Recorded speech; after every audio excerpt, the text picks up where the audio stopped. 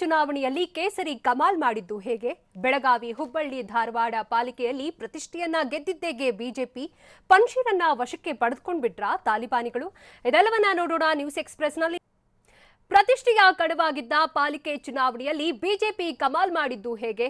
ಹುಬ್ಬಳ್ಳಿ, ಧಾರವಾಡದಲ್ಲೂ ಕಾಂಗ್ರೆಸ್ ಮಂಡಿಯೂರಿದ್ದು ಹೇಗೆ? ಎಂಇಎಸ್ಗೆ ಭಾರಿ ಮುಖಭಂಗ ಆಗಲು ಕಾರಣವೇನು? ನೋಡೋಣ ಕಮಲ ಕಮಾಲ್ ನ್ಯೂಸ್ ಎಕ್ಸ್‌ಪ್ರೆಸ್‌ನಲ್ಲಿ. ಬೆಳಗಾವಿ ಮಹಾನಗರ ಪಾಲಿಕೆಯಲ್ಲಿ ಬಿಜೆಪಿ ಇತಿಹಾಸ ಸೃಷ್ಟಿಸಿದೆ. ಇತಿಹಾಸದಲ್ಲಿ ಇದೇ ಮೊದಲ ಬಾರಿಗೆ ಪಾಲಿಕೆ ಅಧಿಕಾರದ ಚುಕ್ಕಾಣಿಯನ್ನ ಬಿಜೆಪಿ ಹಿಡಿದಿದೆ. 25 ವರ್ಷದ ಬಳಿಕ ಪಕ್ಷದ ಚಿಹ್ನೆ ಮೇಲೆ ಬಿಜೆಪಿ ಸ್ಪರ್ಧೆಗಿಳಿದಿತ್ತು. 35 ವಾರ್ಡ್ಗಳಲ್ಲಿ ಗೆದ್ದು ಬೀಗಿರೋ ಬಿಜೆಪಿ ಮ್ಯಾಜಿಕ್ ಸಂಖ್ಯೆ 29 ದಾಟಿದೆ. ಕಾಂಗ್ರೆಸ್ಗೆ 10, ಎಂಇಎಸ್ಗೆ 2 ಹಾಗೂ ಪಕ್ಷೇತರರು 10 ಕ್ಷೇತ್ರಗಳಲ್ಲಿ ಗೆದ್ದಿದ್ದಾರೆ. ಕಾಂಗ್ರೆಸ್ ಮತ್ತು ಎಂಇಎಸ್ಗೆ ಮುಖಭಂಗವಾಗಿದೆ.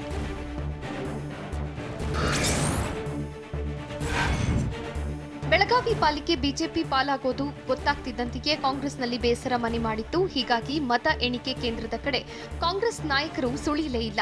ಮತ ಎಣಿಕೆ ಕೇಂದ್ರದ ಕಡೆ ಬೆಳಗಾವಿ ಜಿಲ್ಲಾ ಕೈ ಮುಖಂಡರು ಬರಲೇ ಇಲ್ಲ. ಕೇವಲ ಪಾಲಿಕೆ ಅಭ್ಯರ್ಥಿಗಳು ಹಾಗೂ ಕಾರ್ಯಕರ್ತರು ಮಾತ್ರ ವಿಜಯೋತ್ಸವದಲ್ಲಿ ಭಾಗಿಯಾಗಿದ್ರು. ಬಿಜೆಪಿಯಿಂದ ಬೆಳಗಾವಿ ಉತ್ತರ ಕ್ಷೇತ್ರದ ಶಾಸಕ ಅನಿಲ್ ಬೆನಕೆ ಮಾತ್ರ ಭೇಟಿ ನೀಡಿದ್ರು. ಉಳಿದಂತೆ 2 ಪಕ್ಷದ ಪ್ರಮುಖ ನಾಯಕರು ಬರಲೇ ಇಲ್ಲ.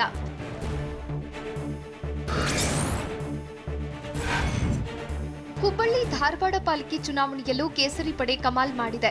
ಹುಬ್ಬಳ್ಳಿ ಧಾರವಾಡದ 82 ವಾರ್ಡ್ಗಳ ಪೈಕಿ ಬಿಜೆಪಿ 39 ವಾರ್ಡ್ಗಳಲ್ಲಿ ಗೆಲುವಿನ ನಗೆ ಬೀರಿದೆ. ಕಾಂಗ್ರೆಸ್ 33 ವಾರ್ಡ್ ಗೆದ್ರೆ ಪಕ್ಷೇತರ ಅಭ್ಯರ್ಥಿ 6 ಹಾಗೂ ಎಂಐಎಂ 3 ಮತ್ತು ಜೆಡಿಎಸ್ 1 ವಾರ್ಡ್ಗಳಲ್ಲಿ ಗೆದ್ದು ಬೀಗಿದೆ. ಕಾಂಗ್ರೆಸ್ಗೆ ಭಾರಿ ಮುಖಭಂಗವಾಗಿದ್ದು ಕಾಂಗ್ರೆಸ್ ಜಿಲ್ಲಾ ಘಟಕದ ಅಧ್ಯಕ್ಷನ ಪುತ್ರನಿಗೆ ಸೋಲುಂಟಾಗಿದೆ. ವಾರ್ಡ್ ನಂಬರ್ 71ರಲ್ಲಿ 3ನೇ ಸ್ಥಾನಕ್ಕೆ ಕುಸಿದ ಕಾಂಗ್ರೆಸ್ ಕೈ ಅಭ್ಯರ್ಥಿ ಮೊಹಮ್ಮದ್ ಅಳ್ಳೂರು ಹೀನಾಯ ಸೋಲು ಅನುಭವಿಸಿದ್ದಾರೆ.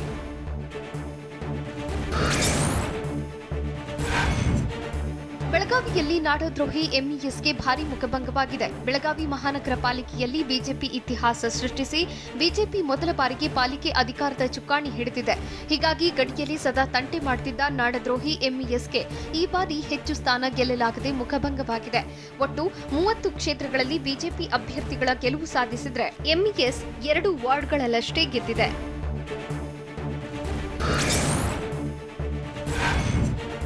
ದೊಡ್ಡಬಳ್ಳಾಪುರ ನಗರಸಭೆ ಚುನಾವಣೆಯಲ್ಲಿ ಬಿಜೆಪಿ ಮೋಡಿ ಮಾಡಿದೆ. ಬಿಜೆಪಿಗೆ 12, ಕಾಂಗ್ರೆಸ್ 9, ಜೆಡಿಎಸ್ 7 ವಾರ್ಡ್ಗಳಲ್ಲಿ ಗೆದ್ದಿದ್ರೆ 3 ಪಕ್ಷೇತರರು ಗೆದ್ದು ಬೀಗಿದ್ದಾರೆ. ನಗರಸಭೆಯಲ್ಲಿ ಅತಿ ದೊಡ್ಡ ಪಕ್ಷವಾಗಿ ಬಿಜೆಪಿ ಹೊರಹೊಮ್ಮಿದೆ. ಕಳೆದ ಬಾರಿ ಕೇವಲ 6 ಸ್ಥಾನಗಳಲ್ಲಿ ಗೆದ್ದಿದೆ ಬಿಜೆಪಿ. ಇದೇ ಮೊದಲ ಬಾರಿಗೆ 12 ಸ್ಥಾನಗಳಲ್ಲಿ ಗೆದ್ದಿದೆ. ಸ್ಥಳೀಯ ಕೈ ಶಾಸಕ ಟಿ ವೆಂಕಟರಮಣಯ್ಯಗೆ ಮುಖಭಂಗವಾಗಿದೆ. ಎಂಟಿಬಿ ನಾಗರಾಜ್ ನೇತೃತ್ವದಲ್ಲಿ ಮಾಡಿದ ತಂತ್ರಗಳಲ್ಲಿ ಬಿಜೆಪಿಗೆ ಫಲ ಕೊಟ್ಟಿದೆ.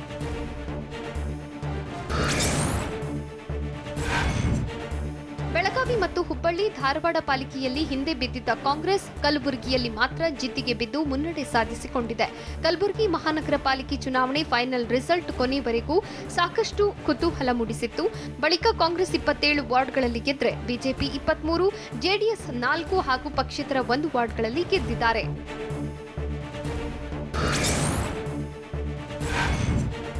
ಬೆಳಗಾವಿ ಮಹಾನಗರ ಪಾಲಿಕೆ ಚುನಾವಣೆಯಲ್ಲಿ ಬಿಜೆಪಿ ಹೆಚ್ಚಿನ ಸ್ಥಾನ ಗೆಲುವು ಸಿಕ್ಕಿದ್ರಿಂದ ಶಾಸಕ ಅಭಯ್ ಪಾಟೀಲ್ ಮನೆ ಮುಂದೆ ಭರ್ಜರಿ ವಿಜಯೋತ್ಸವ ಆಚರಿಸಲಾಯಿತು. ಬಣ್ಣ ಎರಚಿ ಪಟಾಕಿ ಸಿಡಿಸಿ ಸಂಭ್ರಮಿಸಲಾಯಿತು. ಈ ವೇಳೆ ಮಾತನಾಡಿದ ಅಭಯ್ ಪಾಟೀಲ್, ಇದು ಬೆಳಗಾವಿ ಗೆಲುವು. ಜನರು ಜಾತಿ ಭಾಷೆ ನೋಡಿಲ್ಲ, ಜನರು ಅಭಿವೃದ್ಧಿ ಕೆಲಸ ನೋಡಿ ಮತ ಹಾಕಿದ್ದಾರೆ. ಎಂಇಎಸ್ ಮತ್ತು ಕಾಂಗ್ರೆಸ್ ನಮ್ಮ ಮೇಲೆ ಯಾವುದೇ ಪರಿಣಾಮ ಬೀರಿಲ್ಲ. ನಮ್ಮ ಸಿಎಂ ಹಾಗೂ ಎಲ್ಲಾ ಮುಖಂಡರ ಪ್ರಯತ್ನದಿಂದ ಗೆಲುವು ಸಾಧಿಸಿದ್ದೇವೆ ಅಂತ ಹೇಳಿದರು.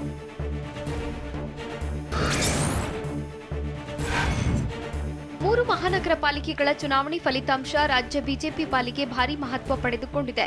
ರಾಜ್ಯದಲ್ಲಿ ಬಿಎಸ್ ಯಡಿಯೂರಪ್ಪ ಇಲ್ಲದೆ ಮೊದಲ ಚುನಾವಣೆ ಎದುರಿಸಿದ ಬಿಜೆಪಿ 2ರಲ್ಲಿ ಗೆಲುವು ಸಾಧಿಸಿದೆ. 3 ಪಾಲಿಕೆಗಳ ಚುನಾವಣೆಯಲ್ಲಿ ಮಾಜಿ ಸಿಎಂ ಯಡಿಯೂರಪ್ಪ ಪ್ರಚಾರ ನಡೆಸಿರಲಿಲ್ಲ. ಸಿಎಂ ಬಸವರಾಜ ಬೊಮ್ಮಾಯಿ ಕೂಡ ಪ್ರಚಾರ ನಡೆಸಿರಲಿಲ್ಲ. ಕೇವಲ ಸಚಿವರುಗಳಿಗೆ ಮಾತ್ರ ಪಾಲಿಕೆ ಚುನಾವಣೆ ಜವಾಬ್ದಾರಿ ನೀಡಲಾಗಿತ್ತು.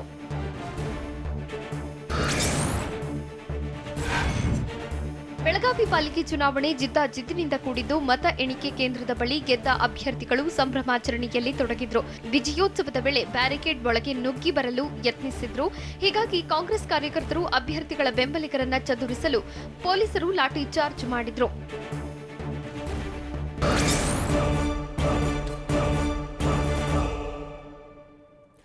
ಪಾಲಿಕೆ ರಿಸಲ್ಟ್ ಬರ್ತಿದ್ದಂತೆಯೇ ಎಂಇಎಸ್ ಖ್ಯಾತೆ ತೆಗೆದಿದ್ದು ಹೇಗೆ? ಕಾಂಗ್ರೆಸ್ ಸೋತಿದ್ದಕ್ಕೆ ಸಿದ್ದು ತರಾಟೆ ತೆಗೆದುಕೊಂಡಿದ್ದು ಯಾರಿಗೆ? ಪಾಲಿಕೆ ರಿಸಲ್ಟ್ ನೋಡಿ ಮಾಜಿ ಸಿಎಂ ಬಿಎಸ್ವೈ ಹೇಳಿದ್ದೇನು? ನೋಡೋಣ ಪಾಲಿಕೆ ಪರಾಕ್ರಮ ನ್ಯೂಸ್ ಎಕ್ಸ್‌ಪ್ರೆಸ್‌ನಲ್ಲಿ. ಪಾಲಿಕೆ ಚುನಾವಣೆ ಫಲಿತಾಂಶಕ್ಕೂ ಎಂಇಎಸ್ ಖ್ಯಾತೆ ತೆಗೆದಿದೆ. ಸೋತು ಸುಣ್ಣವಾದ್ರೂ ಬುದ್ಧಿ ಕಲಿಯದ ನಾಡದ್ರೋಹಿ ಎಂಇಎಸ್ ಬೆಳಗಾವಿ ಮಹಾನಗರ ಪಾಲಿಕೆ ಇವಿಎಂನ ಗೆಲುವಾಗಿದ್ದಕ್ಕೆ ಹಾರ್ದಿಕ ಅಭಿನಂದನೆ, ಇದು ಕಾಣದ ಕೈಗಳ ಕಮಾಲಾಗಿದೆ ಅಂತ ಬರೆದು ಕಿರಿಕ್ ಮಾಡಿದೆ. ಶಹಾಪುರದ ಗೋವಾ ಬೇಸ್ ಬಳಿ ರಾಮಲಿಂಗವಾಡಿಯ ಸೂಚನಾ ಫಲಕದ ಮೇಲೆ ಈ ರೀತಿ ಬರೆದಿದ್ದು, ಸೂಚನಾ ಫಲಕದ ಮೇಲೆ ಬರಹ ಬರೆದು ಪುಂಡರು ಹೂವಿನ ಹಾರ ಹಾಕಿದ್ದಾರೆ. ಸೋಲು ಅರಗಿಸಿಕೊಳ್ಳಲು ಆಗದೆ ಬರಹ ಬರೆದು ಪುಂಡಾಟಿಕೆ ಮೆರೆದಿದ್ದಾರೆ.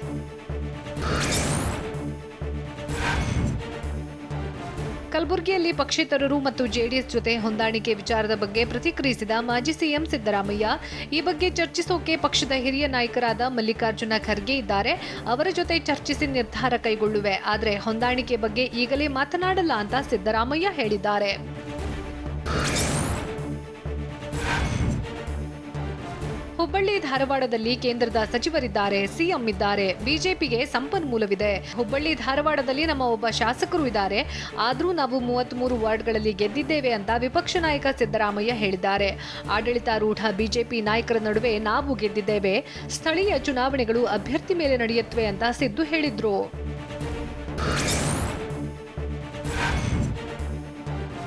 ದೊಡ್ಡಬಳ್ಳಾಪುರ ನಗರಸಭೆಯಲ್ಲಿ ಬಿಜೆಪಿಗೆ ಹೆಚ್ಚು ಸ್ಥಾನ ಸಿಕ್ಕು ಕಾಂಗ್ರೆಸ್ ಹಿನ್ನಡೆ ಅನುಭವಿಸಿದೆ. ಹೀಗಾಗಿ ಬೇಸರಗೊಂಡಿರೋ ವಿಪಕ್ಷ ನಾಯಕ ಸಿದ್ದರಾಮಯ್ಯ ದೊಡ್ಡಬಳ್ಳಾಪುರ ಶಾಸಕ ವೆಂಕಟರಮಣಯ್ಯಗೆ ಕರೆ ಮಾಡಿ ತರಾಟೆ ತೆಗೆದುಕೊಂಡ್ರು. ಕಡಿಮೆ ಯಾಕೆ ಬಂತು, ಬಿಜೆಪಿ ಹೇಗೆ ಜಾಸ್ತಿ ಬಂತು ಅಂತ ಸಿದ್ದರಾಮಯ್ಯ ಕೇಳಿದಾರಂತೆ.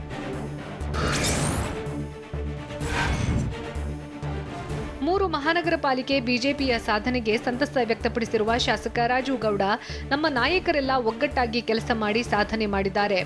ಬೆಳಗಾವಿಯಲ್ಲಿ ನಮ್ಮ ಸತೀಶ್ ರೆಡ್ಡಿ ಟೀಮ್ ಬೆಂಗಳೂರಿನಿಂದ ಹೋಗಿ ಕೆಲಸ ಮಾಡಿತ್ತು. ಕ್ರಿಕೆಟ್ನಲ್ಲಿ ಹೇಳಿದ ಹಾಗೆ ಎ ಬಿ ಸಿ ಅಂತ ತಂಡ ಮಾಡಿಕೊಂಡು ನಾವು ಕೆಲಸ ಮಾಡಿದ್ವು. ಕಲಬುರಗಿಯಲ್ಲೂ ಬಿಜೆಪಿಯವರೇ ಮೇಯರ್ ಆಗ್ತಾರೆ. ಅಲ್ಲಿನ ಕೆಲವೊಂದು ಏರಿಯಾಗಳಲ್ಲಿ ಕೇವಲ ಅಲ್ಪಸಂಖ್ಯಾತ ಓಟುಗಳು ಮಾತ್ರ ಇದ್ವು. ಕಾಂಗ್ರೆಸ್ ಅನ್ನ ಜನ ತಿರಸ್ಕಾರ ಮಾಡಿದ್ದಾರೆ ಅಂತ ಗುಡುಗಿದ್ರು.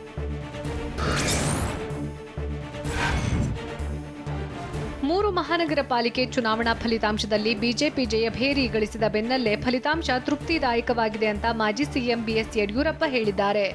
ಈ ಬಗ್ಗೆ ಮಾಧ್ಯಮ ಪ್ರಕಟಣೆ ಹೊರಡಿಸಿರೋ ಬಿಎಸ್ವೈ, ಮೊದಲ ಬಾರಿಗೆ ಬೆಳಗಾವಿಯಲ್ಲಿ ಸ್ಪಷ್ಟ ಬಹುಮತದಿಂದ ಬಿಜೆಪಿ ಅಧಿಕಾರಕ್ಕೆ ಬಂದಿದೆ.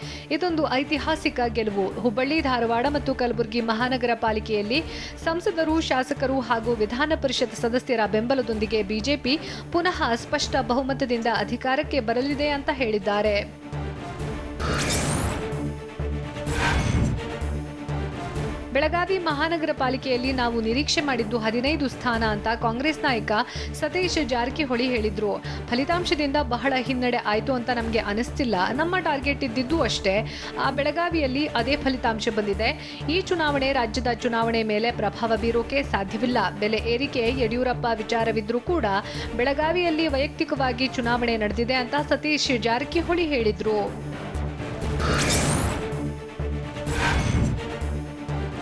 ಮಹಾನಗರ ಪಾಲಿಕೆ ಗೆದ್ದ ಅಭ್ಯರ್ಥಿಗಳಲ್ಲಿ ಸಂಭ್ರಮ ಮನೆ ಮಾಡಿತ್ತು. ಬೆಳಗಾವಿ ಪಾಲಿಕೆಯಲ್ಲಿ ಗೆದ್ದು ಬೀಗಿದವರು ಸಂಭ್ರಮಿಸ್ತಾ ಇದ್ರು. ಸಂಭ್ರಮದ ಮಧ್ಯೆ ಬ್ಯಾರಿಕೇಡ್ ದಾಟೋಕೆ ಮುಂದಾದ ವ್ಯಕ್ತಿ ಎಡವಿ ಬ್ಯಾರಿಕೇಡ್ ಮೇಲೇನೆ ಬಿದ್ದಿದ್ದಾನೆ. ಮದ್ಯಪಾನ ಮಾಡಿದ್ದ ವ್ಯಕ್ತಿ ಕೆಳಗೆ ಬಿದ್ದಿದ್ದು ಮತ ಎಣಿಕೆ ಕೇಂದ್ರದ ಮುಂದೆ ಘಟನೆ ನಡೆದಿದೆ.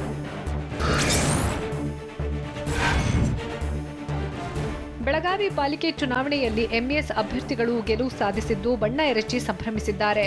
ಎಂಇಎಸ್ ಅಭ್ಯರ್ಥಿಗಳು ಗೆಲ್ತಾ ಇದ್ದಂತೆ ಎಂಇಎಸ್ ಕಾರ್ಯಕರ್ತರ ಸಂಭ್ರಮಾಚರಣೆ ಮುಗಿಲು ಮುಟ್ಟಿತ್ತು. ಬಣ್ಣ ಎರಚಿ ಜೈ ಶಿವಾಜಿ, ಜೈ ಎಂಇಎಸ್, ಎಂಇಎಸ್ ಜಿಂದಾಬಾದ್ ಅಂತ ಘೋಷಣೆಗಳನ್ನ ಕೂಗಿ ಮತ ಎಣಿಕೆ ಕೇಂದ್ರದ ಮುಂದೆಯೇ ವಿಜಯೋತ್ಸವ ಆಚರಿಸಿದ್ರು.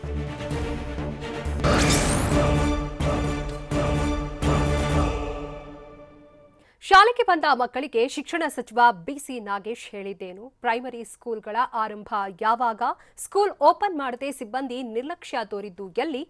ನೋಡೋಣ ಸ್ಕೂಲ್ ಓಪನ್ ನ್ಯೂಸ್ ಎಕ್ಸ್‌ಪ್ರೆಸ್‌ನಲ್ಲಿ.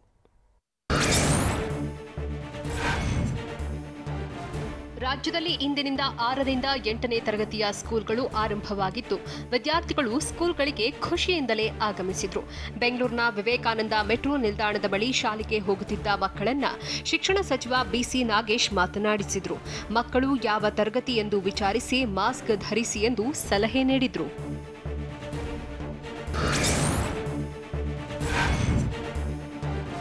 ಶಾಲೆಗೆ ಎಂಟ್ರಿ ಆಗ್ತಿರೋ ಮಕ್ಕಳಿಗೆ ಥರ್ಮಲ್ ಸ್ಕ್ಯಾನಿಂಗ್ ಸ್ಯಾನಿಟೈಸ್ ಕಡ್ಡಾಯವಾಗಿದೆ.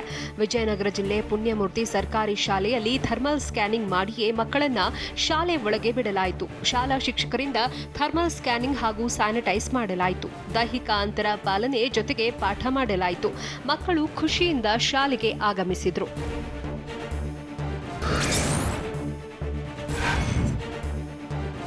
ಇಂದಿನಿಂದ 6ರಿಂದ 8ನೇ ತರಗತಿಗಳು ಆರಂಭ ಆಗಿದ್ದು ಕೊಪ್ಪಳ ನಗರದ ಸಿಪಿಎಸ್ ಶಾಲೆಯಲ್ಲಿ ಶಾಲೆ ಆರಂಭಕ್ಕೂ ಮುನ್ನ ಸಕಲ ಸಿದ್ಧತೆ ಮಾಡಿಕೊಳ್ಳಲಾಗಿತ್ತು. ಶಾಲಾ ಸಿಬ್ಬಂದಿ ಶಾಲಾ ಆವರಣ ತರಗತಿಗಳನ್ನು ಸ್ವಚ್ಛಗೊಳಿಸಲಾಗಿತ್ತು. ಶಾಲಾ ಮುಂಭಾಗ ತರಗತಿಗಳಿಗೆ ತೋರಣದಿಂದ ಅಲಂಕಾರ ಮಾಡಲಾಗಿತ್ತು. ವಿದ್ಯಾರ್ಥಿಗಳಿಗೆ ಶಿಕ್ಷಕ ವೃಂದವೇ ಆರತಿ ಬೆಳಗಿ ಹೂಮಳೆ ಸುರಿಸಿ ಕ್ಲಾಸ್ಗೆ ಸ್ವಾಗತಿಸಿದ್ರು.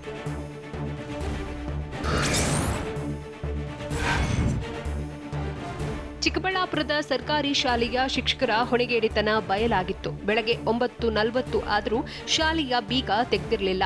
ಶಾಲೆ ಆವರಣವನ್ನು ಸ್ವಚ್ಛಗೊಳಿಸಿರಲಿಲ್ಲ. ಶಿಕ್ಷಕರಿಗಾಗಿ ವಿದ್ಯಾರ್ಥಿಗಳು ಕಾಯುತ್ತಾ ಶಾಲೆ ಮುಂದೆ ನಿಂತಿದ್ರು. ವಾಪಸಂದ್ರ ಸರ್ಕಾರಿ ಪ್ರಾಥಮಿಕ ಶಾಲೆಯಲ್ಲಿ ಈ ಘಟನೆ ದೃಶ್ಯ ಕಂಡು ಬಂತು. ಸರ್ಕಾರಿ ನಿಯಮಗಳನ್ನು ಶಿಕ್ಷಕರು ಶಾಲಾ ಸಿಬ್ಬಂದಿ ಪಾಲಿಸುವಲ್ಲಿ ವಿಫಲರಾಗಿದ್ರು.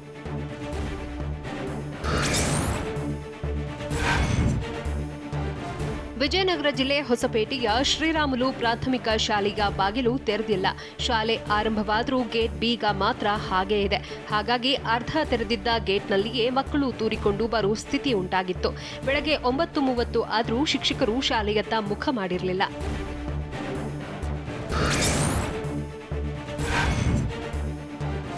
ಎಂಎಲ್ಸಿ ಎಚ್ ವಿಶ್ವನಾಥ್ ಎನ್ಟಿಎಂ ಶಾಲೆಗೆ ಭೇಟಿ ನೀಡಿದ್ರು. ಎಚ್ ವಿಶ್ವನಾಥ್ ಶಾಲೆಗೆ ಬರೋ ಮಕ್ಕಳಿಗೆ ಸ್ವಾಗತ ಕೋರಿದ್ರು. ಶಾಲೆ ಮುಂಭಾಗದಲ್ಲಿ ಮಕ್ಕಳ ಜೊತೆ ಫೋಟೋಗೆ ಪೋಸ್ ಕೊಟ್ರು. ತಾವೇ ಮಕ್ಕಳನ್ನ ತರಗತಿಗೆ ಕರೆದುಕೊಂಡು ಹೋದ್ರು. ಈ ಮೂಲಕ ಶಾಲೆಗೆ ಬರೋ ಮಕ್ಕಳಿಗೆ ವಿಶ್ವಾಸ ತುಂಬೋ ಕೆಲಸ ಮಾಡಿದ್ರು.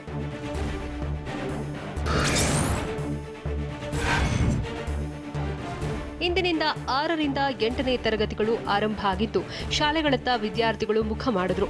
ಒಪ್ಪಿಗೆ ಪತ್ರ ಹಿಡಿದು ವಿದ್ಯಾರ್ಥಿಗಳು ಶಾಲೆಗೆ ಆಗಮಿಸಿದ್ರು. ಶಾಲೆಗಳಿಗೆ ಆಗಮಿಸಿದ ವಿದ್ಯಾರ್ಥಿಗಳಿಗೆ ಬೆಂಗಳೂರು ಗ್ರಾಮಾಂತರ ಜಿಲ್ಲೆಯ ಡಿಸಿ ಶ್ರೀನಿವಾಸ್ ಚಾಕ್ಲೇಟ್ ನೀಡಿ ಬರಮಾಡಿಕೊಂಡ್ರು. ಮಾಸ್ಕ್ ಧರಿಸಿ ಬಂದಂತಹ ವಿದ್ಯಾರ್ಥಿಗಳಿಗೆ ಸ್ಯಾನಿಟೈಸ್ ನೀಡಿ ಥರ್ಮಲ್ ಸ್ಕ್ಯಾನಿಂಗ್ ನಡೆಸಿ ತರಗತಿಗಳಿಗೆ ಕಳುಹಿಸಲಾಯಿತು.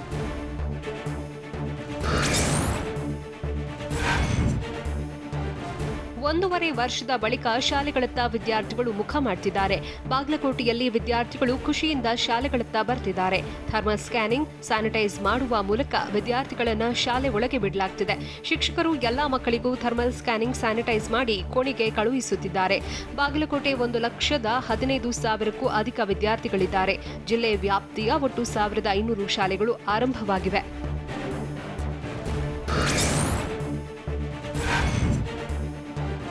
ಚಿತ್ರದುರ್ಗದಲ್ಲಿ ಕೋವಿಡ್ ಭೀತಿ ನಡುವೆ ಶಾಲೆಗಳು ಆರಂಭವಾಗಿವೆ. ಸರ್ಕಾರಿ ಶಾಲೆಗಳಲ್ಲಿ ವಿದ್ಯಾರ್ಥಿಗಳ ಸಂಖ್ಯೆ ಕಡಿಮೆಯಾಗಿದೆ.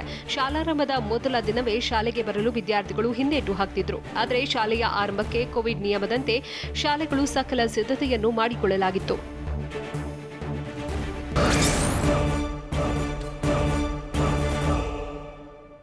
ಜಿದ್ದಿಗೆ ಬಿದ್ದು ಕೊನೆಗೂ ಪಂಜ್ಶೀರ್ ಕೈವಶ ಮಾಡಿಕೊಳ್ತಾ ತಾಲಿಬಾನ್. ಅಫ್ಘಾನಿಸ್ತಾನದಲ್ಲಿ ಸರ್ಕಾರ ರಚನೆಗೆ ಮುಹೂರ್ತ ಫಿಕ್ಸ್ ಆಯ್ತಾ?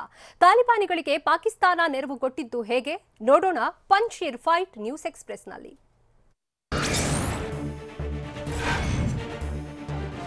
ಉತ್ತರ ಮೈತ್ರಿ ಪಡೆಗೆ ಸೆಡ್ಡು ಹೊಡೆದಿರೋ ತಾಲಿಬಾನ್ ಪಂಜಶೀರ್ ಪ್ರಾಂತ್ಯವನ್ನು ವಶಕ್ಕೆ ಪಡೆದಿರುವುದಾಗಿ ಘೋಷಿಸಿದೆ. ಪಂಜಶೀರ್ ಗವರ್ನರ್ ಕಚೇರಿಯಲ್ಲಿ ತಾಲಿಬಾನ್ ಬಾವುಟ ಹಾರಾಡಿಸಲಾಗಿದ್ದು ಉಗ್ರರು ಸಂಭ್ರಮಾಚರಣೆ ನಡೆಸಿದ್ದಾರೆ. ಈ ಮೂಲಕ ಪಂಜಶೀರ್ ಉಳಿಸಿಕೊಳ್ಳೋಕೆ ಇಷ್ಟು ದಿನ ಉಗ್ರರ ವಿರುದ್ಧ ಹೋರಾಡಿದ ಉತ್ತರ ಮೈತ್ರಿ ಪಡೆ ಇದೀಗ ಸೋಲುಂಟ ಅನ್ನೋ ಅನುಮಾನ ವ್ಯಕ್ತವಾಗಿದೆ.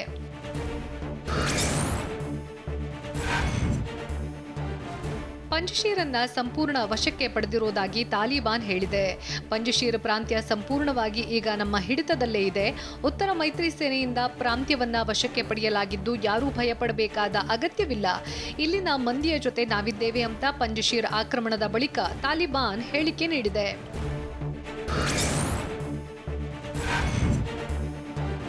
ಮತ್ತೊಂದೆಡೆ ಪಂಜಶೀರನ್ನ ವಶಕ್ಕೆ ಪಡೆದಿರುವುದಾಗಿ ತಾಲಿಬಾನ್ ನೀಡಿರುವ ಹೇಳಿಕೆಯನ್ನ ಉತ್ತರ ಮೈತ್ರಿ ಪಡೆ ತಿರಸ್ಕರಿಸಿದೆ. ಪಂಜಶೀರನ್ನ ಇನ್ನೂ ಉಗ್ರರು ವಶಪಡಿಸಿಕೊಂಡಿಲ್ಲ. ಈ ಪ್ರಾಂತ್ಯ ಇನ್ನು ನಮ್ಮ ಹಿಡಿತದಲ್ಲೇ ಇದೆ.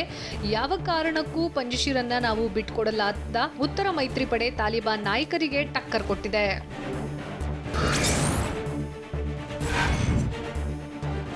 ಇನ್ನು ಶತಾಯಗತಾಯ ಪಂಜಶೀರ್ ವಶಕ್ಕೆ ಮುಂದಾಗಿರೋ ತಾಲಿಬಾನ್ ಪಾಕ್ ಸೇನೆಯನ್ನ ಬಾಡಿಗೆಗೆ ಪಡೆದಿದೆ ಎನ್ನಲಾಗಿದೆ. ಉಗ್ರರ ಜೊತೆ ಸೇರಿ ಉತ್ತರ ಮೈತ್ರಿ ಪಡೆಯನ್ನ ಪಾಕ್ ಸೇನೆ ಎದುರಿಸ್ತಾ ಇದ್ದು, ಪಂಜಶೀರ್ ಮೇಲೆ ಪಾಕ್ ಯುದ್ಧ ವಿಮಾನಗಳು, ಡ್ರೋನ್ಗಳು ಹಾರಾಟ ನಡೆಸುತ್ತಿವೆ. ಹೆಲಿಕಾಪ್ಟರ್ ಮೂಲಕ ಪಾಕ್ ಕಮಾಂಡೋಗಳು ಎಂಟ್ರಿ ಕೊಡ್ತಿದ್ದಾರೆ. ಈ ಮೂಲಕ ಉಗ್ರರಿಗೆ ಪಾಕ್ ನೆರವಾಗ್ತಾ ಇರುವ ಮಾಹಿತಿ ಸಿಕ್ಕಿದೆ.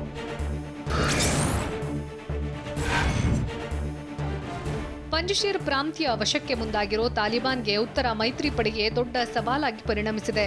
ಹೀಗಾಗಿ ಉತ್ತರ ಮೈತ್ರಿ ಪಡೆ ನಾಯಕ ಮಸೂದ್ ಅಹಮದ್ ಮನೆಗೆ ತಾಲಿಬಾನ್ ಉಗ್ರರು ನುಗ್ಗಿದ್ದಾರೆ. ಪಂಜಶೀರ್ನಲ್ಲಿರೋ ಮಸೂದ್ ನಿವಾಸದಲ್ಲೇ ಬೀಡು ಬಿಟ್ಟಿರೋ ನರರಾಕ್ಷಸರು ಉತ್ತರ ಮೈತ್ರಿ ಪಡೆ ನಾಯಕನ ನಿವಾಸವನ್ನ ಸಂಪೂರ್ಣ ವಶಕ್ಕೆ ಪಡೆದಿದ್ದಾರೆ. ಆ ಮೂಲಕ ಮೈತ್ರಿ ಸೇನೆಗೆ ಖಡಕ್ ಸಂದೇಶ ರವಾನಿಸಿದ್ದಾರೆ.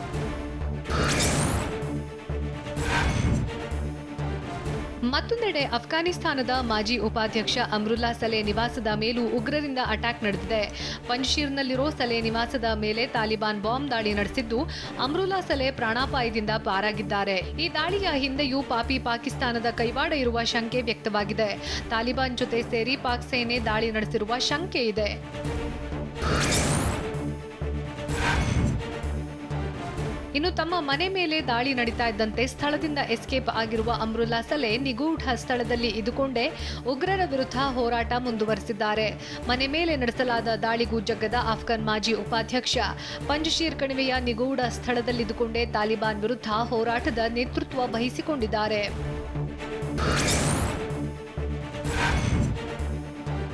ಪಂಜಶೀರ್ ತಮ್ಮ ತೆಕ್ಕೆಯಲ್ಲಿದೆ ಅಂತಿರೋ ತಾಲಿಬಾನ್ ಅಫ್ಘಾನ್ ಮಂದಿಗೂ ಖಡಕ್ ವಾರ್ನಿಂಗ್ ನೀಡಿದೆ. ನಮಗೆ ತೊಂದರೆ ಮಾಡೋಕೆ ಯತ್ನಿಸಿದ್ರೆ ನಿಮ್ಮ ಗತಿಯು ಪಂಜಶೀರ್ನಂತೆ ಆಗುತ್ತೆ. ಉತ್ತರ ಮೈತ್ರಿ ಪಡೆ ಪಂಜಶೀರ್ಗೆ ಆದ ಗತಿಯೇ ನಿಮಗೂ ಬರುತ್ತೆ. ಹಾಗಾಗಿ ತಾಲಿಬಾನ್ ವಿರೋಧಿಸೋ ಸಾಹಸಕ್ಕೆ ಯಾರೂ ಕೈ ಹಾಕಬೇಡಿ ಅಂತ ತಾಲಿಬಾನ್ ವಕ್ತಾರ ಜಬೀವುಲ್ಲಾ ಎಚ್ಚರಿಕೆ ರವಾನಿಸಿದ್ದಾರೆ.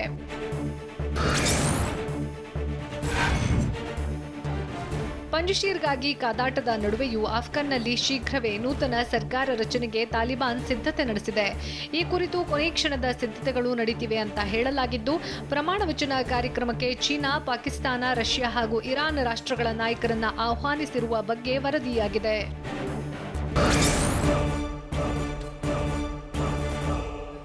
ಬೆಂಗಳೂರಿನಲ್ಲಿ ಪೌರ ಕಾರ್ಮಿಕರು ಕೆಲಸಕ್ಕೆ ಗೈರಾಗಿ ಪ್ರತಿಭಟಿಸಿದ್ದು ಯಾಕೆ? ಪ್ರತಾಪ್ ಸಿಂಹ ವಿರುದ್ಧ ಹಳ್ಳಿ ಹಕ್ಕಿ ಹುರಿದುರಿದು ಬಿದ್ದಿದ್ದು ಹೇಗೆ? ಸಿಂಧೂರಿ ವಿರುದ್ಧ ಸಾರಾ ಮಹೇಶ್ ಮತ್ತೆ ಕಿಡಿಕಾರಿದ್ದು ಯಾಕೆ? ನೋಡೋಣ ಸಮಗ್ರ ನ್ಯೂಸ್ ಎಕ್ಸ್‌ಪ್ರೆಸ್‌ನಲ್ಲಿ. ಬೆಳಗಾವಿ ಮಹಾನಗರ ಪಾಲಿಕೆ ಮತ ಎಣಿಕೆ ಕೇಂದ್ರವೇ ಕೊರೋನಾ ಕುಪ್ಪವಾಗೋ ಮುನ್ಸೂಚನೆಯಾದಂತಿದೆ. ಇಂದು ವಿಜೇತ ಅಭ್ಯರ್ಥಿಗಳಿಂದ ಸಂಭ್ರಮಾಚರಣೆ ಮುಗಿಲು ಮುಟ್ಟಿತ್ತು. ದೈಹಿಕ ಅಂತರ ಮರೆತು ಮಾಸ್ಕ್ ಧರಿಸದೆ ಗುಂಪು ಗುಂಪಾಗಿ ಸೇರಿ ಪಟಾಕಿ ಸಿಡಿಸಿ ಬಣ್ಣ ಎರಚಿ ಸಂಭ್ರಮಾಚರಣೆಯಲ್ಲಿ ತೊಡಗಿದ್ರು. ಕೋವಿಡ್ ನಿಯಮ ಉಲ್ಲಂಘಿಸಿ ಸಂಭ್ರಮಾಚರಣೆಗೆ ಮುಂದಾದ್ರು. ಪೊಲೀಸರು ನಿರ್ಲಕ್ಷ್ಯ ತೋರಿದ್ದು ಜಿಲ್ಲಾಡಳಿತ ಕೈಚೆಲ್ಲಿ ಕುಳಿತಿದೆ.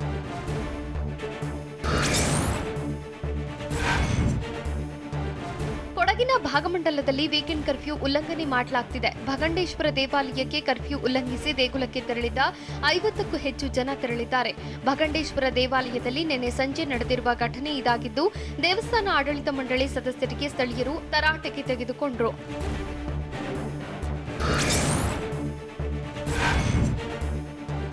ಪ್ರತಾಪ್ ಸಿಂಹ ವಿರುದ್ಧ ಎಂಎಲ್ಸಿ ವಿಶ್ವನಾಥ್ ಮತ್ತೆ ಗುಡುಗಿದ್ದಾರೆ. ಮೈಸೂರು ಬೆಂಗಳೂರು ರಾಷ್ಟ್ರೀಯ ಹೆದ್ದಾರಿ ಕ್ರೆಡಿಟ್ ವಿಚಾರಕ್ಕೆ ಸಂಬಂಧಿಸಿದಂತೆ ವಾಗ್ದಾಳಿ ನಡೆಸಿದ್ದಾರೆ. ಮುಂದೆ ಮೈಸೂರು ಕಟ್ಟಿಸಿದ್ದು ನಾನೇ ಅಂತ ಪ್ರತಾಪ್ ಸಿಂಹ ಅಂತಾರೆ. ಸಿಂಹ ತಮ್ಮ ಸ್ಥಾನದ ಮೇಲೆ ಗೌರವದಿಂದ ಮಾತನಾಡಲಿ. ಅವರ ನೆನ್ನೆಯ ಪತ್ರವು ಸಂಸದರ ಸ್ಥಾನಕ್ಕೆ ಗೌರವ ತರುವುದಿಲ್ಲ. ಹಿಂದಿನ ಸರ್ಕಾರದಲ್ಲೇ ದಶಪಥ ರಸ್ತೆ ಯೋಜನೆಗೆ ದಾಖಲೆ ಇದೆ. ಹೀಗಾಗಿ ಯೋಜನೆ ತಮ್ಮದೇ ಅಂತ ಹೇಳಿಕೊಳ್ಳುವುದು ಸರಿಯಲ್ಲ ಅಂತ ಮೈಸೂರಿನಲ್ಲಿ ಬಿಜೆಪಿ ಎಂಎಲ್ಸಿ ಎಚ್ ವಿಶ್ವನಾಥ್ ವಾಗ್ದಾಳಿ ನಡೆಸಿದ್ರು.